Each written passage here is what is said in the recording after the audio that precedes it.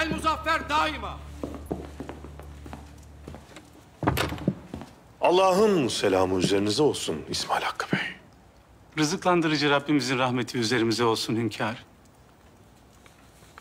Benden istediğiniz borç hünkâr.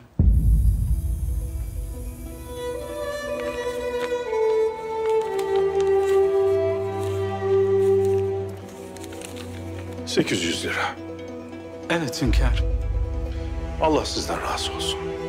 Borcumu en kısa vakitte ödeyeceğim. Müsaadenizle hünkâr.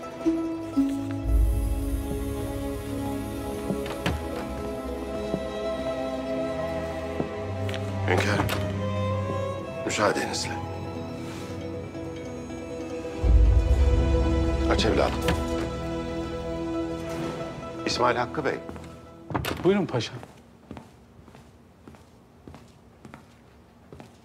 İsmail Hakkı Bey. Hünkârımızın 800 lira gibi bir meblağa ihtiyacı olmadığını bilirim. Lakin sizden borç para istiyor. Anlamadım. Pek tabii hünkârımızın kendi ticaretiyle elde ettiği bir serveti vardır. Evet. Lakin hünkârımız sizden niye borç ister? Hünkârımız bir hadis-i şerif işitmiş.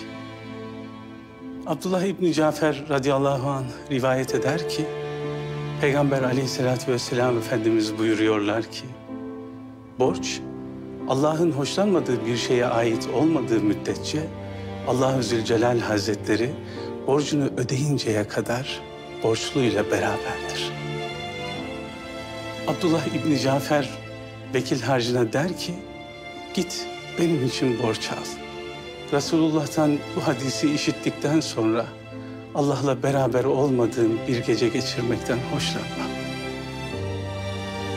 Hünkârımız bu hadisi şerife binaen ara ara benden borç alır. Peygamberimizin hayat ölçüsünü kendine mizan edinmiş bir padişahımız olduğu için ne kadar şükretsek az İsmail Hakkı Bey. Elhamdülillah. Allah'ım hünkârımızın ömrüne ömür katsın inşallah. Amin, amin paşam. Garo neden gelmiş cenazeye? Fitne fesat çıkartmaya. Sana verdiği evrak neydi?